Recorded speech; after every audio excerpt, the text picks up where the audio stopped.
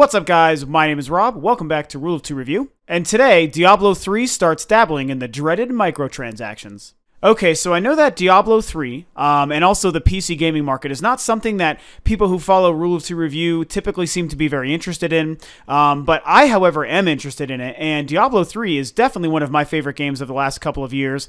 I've talked about it a few times. I've had some gameplay footage and stuff of Diablo up as of late. I think that Blizzard is a fantastic company, and I love StarCraft and Warcraft, but more than anything, Diablo really speaks to my soul, and the first game is probably one of my 10 favorite games of all time. Even though Diablo 2 is arguably the better game, I just have fonder memories of the original one. Diablo 3 has been an interesting experience these last couple of years. We know that the launch day was a disaster. We know that the launch year was a little bit tough with things like the Real Money Auction House that didn't really go very well. But we also know that last year, early in the year, the Reaper of Souls expansion came out where Blizzard completely tweaked and redid most of the problems with that game and made it almost like a brand new in-game and somehow managed to make it even better in my eyes as somebody who loved the game since day one. So Diablo 3 has become a quantifiable, viable, actual awesome game. I mean, they basically fixed all these things, and it went from this kind of pseudo-fun experience that only the true dedicated Diablo fans might enjoy to a game that's actually a great game, kind of no matter where you're coming from, and I think that that's pretty cool. So this news is pretty strange. It's kind of hard to talk about, but at the same time, it might not be as bad as it initially sounds. Of course, what I'm talking about is that Blizzard is now starting test betas in other regions that are not North America for basically what are effectively microtransactions. Now, they're not calling them microtransactions, but we know that's what they are, and so I want to discuss my feelings on what this could mean for the game.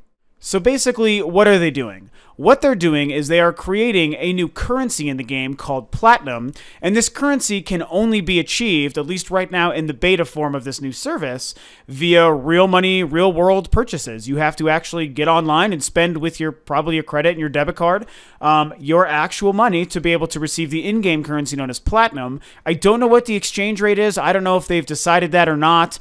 Or if that's available somewhere. I found a couple articles on this, but I can't seem to find anything that tells us, you know, how much platinum you get for $1 or how much platinum actually you need to buy certain things. And, you know, that whole exchange rate from real world money to in-game currency, who knows how that's going to work out as of right now. But that's what they're doing.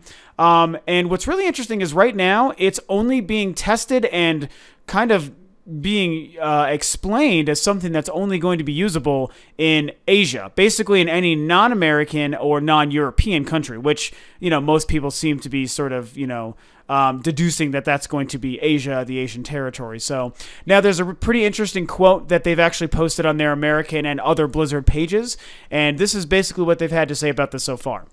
We recognize that many players have expressed an interest in microtransactions being added to Diablo 3.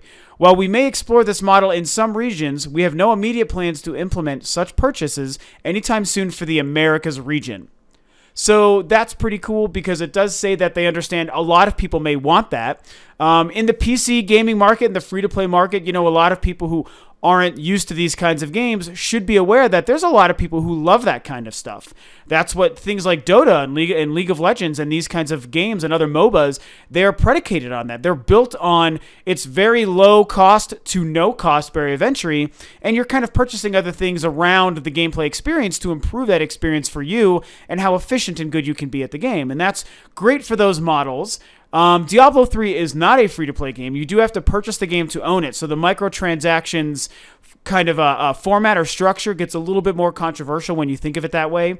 But I do understand the fact that maybe a lot of other people do want this in Diablo 3, especially in other countries where they're more apt for that. In America, we kind of have this very, you know, kind of a negative viewpoint. You know, we kind of snub our noses at the idea of microtransactions in a lot of our games, and I actually am right there with you guys. I don't like the idea of it, but I do also recognize that in other parts of the world, people like that. It's much more common, it's much more accepted, and I think that Diablo 3 could be a game where there could be a solid and acceptable microtransaction structure.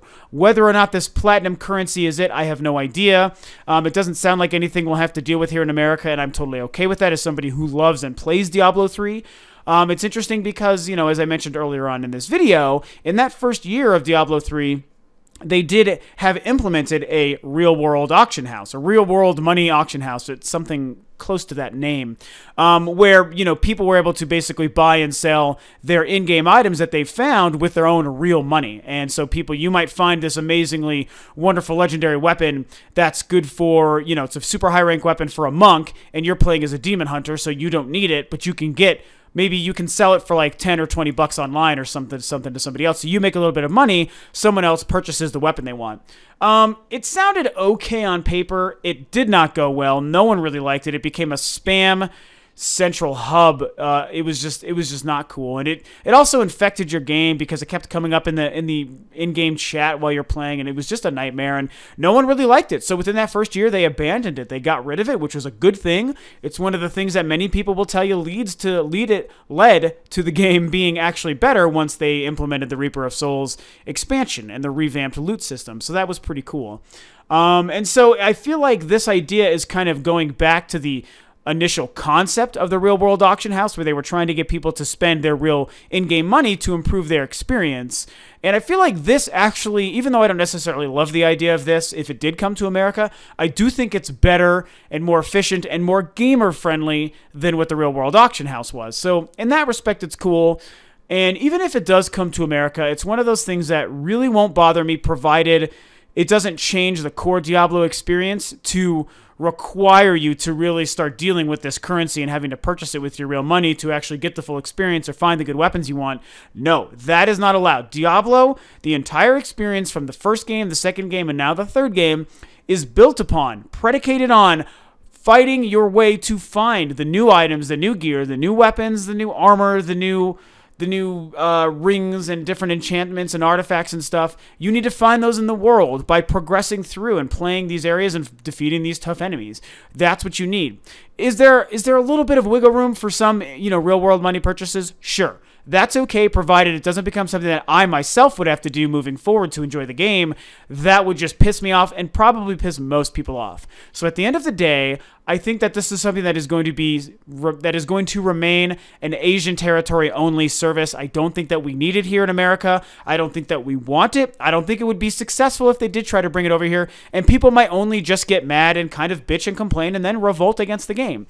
Blizzard knows that. They're a smart, gamer-savvy company. I don't think that they're going to have any reason to bring it over here unless people clamor for it, and that's just simply not going to happen. So that's pretty much it. You know, I'm a huge Diablo fan. I know a lot of fans of Rule of Two Review really aren't, I don't think, or really pay attention to the PC market, but I certainly do. I love Diablo. It's one of my favorite franchises of all time, so I thought this was an interesting piece of news, and I wanted to bring something a little bit different to the typical news video for Rule of Two Review, so hopefully you guys found this entertaining.